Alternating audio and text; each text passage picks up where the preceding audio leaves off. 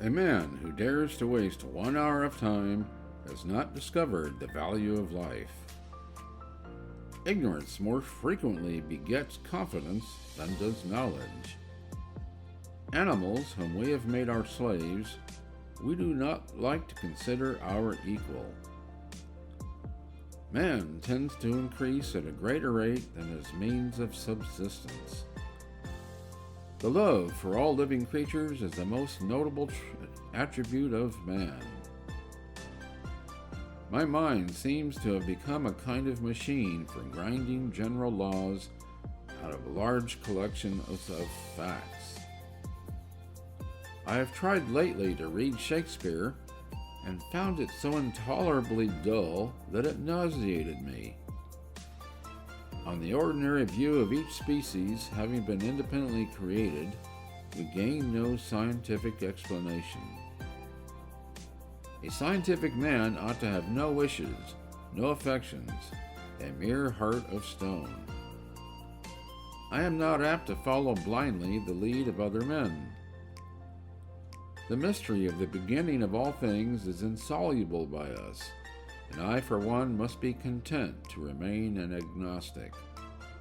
Intelligence is based on how efficient a species became at doing the things they need to survive. Blushing is the most peculiar and most human of all expressions. I love fools' experiments. I am always making them. The highest possible stage in moral culture is when we recognize that we ought to control our thoughts. This preservation of favorable variations and the rejection of injurious variations I call natural selection, or the survival of the fittest. One general law leading to the advancement of all organic beings, namely, multiply, vary, let the strongest live, and weakest die. If the misery of our poor be caused not by the laws of nature, but by our institutions, great is our sin. The survival of preservation of certain favored words in the struggle for existence is natural selection. Keep steadily in mind that each organic being is striving to increase, that each at some period of its life has a struggle for life and suffered great destruction. The war of nature is not incessant. The vigorous, the healthy, and the happy survive and multiply. I have called this principle, by which each slight variation, if useful, is preserved, by the team of natural selection. I cannot persuade myself that a beneficent and omnipotent God would have designedly created parasitic wasps with the express intention of their feeding within the living bodies of caterpillars. It is those who know little, and not those who know much, who so positively assert that this or that problem will never be solved by science. Man tends to increase at a greater rate than his means of subsistence. To kill an error is as good a service as, and sometimes even better than, the establishing of a new truth or fact. A moral being is one who is capable of reflecting on his past actions and their motives, of approving of some and disapproving of others. It is not the strongest of the species that survives, nor the most intelligent that survives. It is the one that is the most adaptable to change. There is grandeur in this view of life, with its several powers, having been originally breathed by the Creator into a few forms or into one. Besides love and sympathy, animals exhibit other qualities connected with the social instincts which in us would be called moral. Great is the power of steady misrepresentation. I see no good reasons why the views given in this volume should shock the religious views of anyone. Man selects only for his own good. nature only for that of the being which she tends. We stopped looking for monsters under our bed when we realized that they were inside us. What a book a devil's chaplain might write on the clumsy, wasteful, blundering, low, and horribly cruel work of nature. The mystery of the beginning of all things is insoluble by us, and I, for one, must be content to remain an agnostic. Man is descended from a hairy-tailed quadruped, probably arboreal in its habits. If the misery of the poor be caused not by the laws of nature, but by our institutions, great is our sin. I am turned into a sort of machine for observing facts and grinding out conclusions. We must, however, acknowledge, as it seems to me, that man, with all his noble qualities, still bears in his bodily frame the indelible stamp of his lowly origin. How paramount the future is to the present when one is surrounded by children.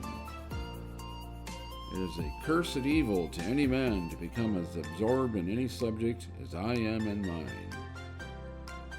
False facts are highly injurious to the progress of science, for they often endure long, but false views, if supported by some evidence, do little harm, for everyone takes a salutary pleasure in proving their falseness. In the long history of humankind, and animal kind too, those who learn to collaborate and improvise most effectively have prevailed. A man's friendships are one of the best measures of his worth. I see no good reasons why the views given in this volume should shock the religious views of anyone. We can allow satellites, planets, suns, universe, nay, whole systems of universe to be governed by laws, but the smallest insect we wish to be created at once by special act. Women always deny sex, men who show weakness. A woman, first of all, must be confident in the strength of her man. Subscribe to the channel right now for more videos filled with wisdom.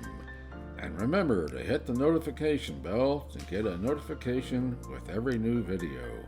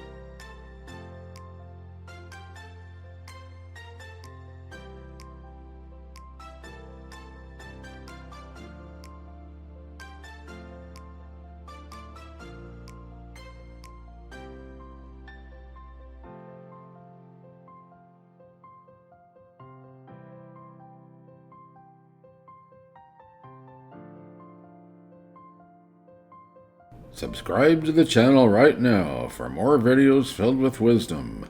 And remember to hit the notification bell to get a notification with every new video.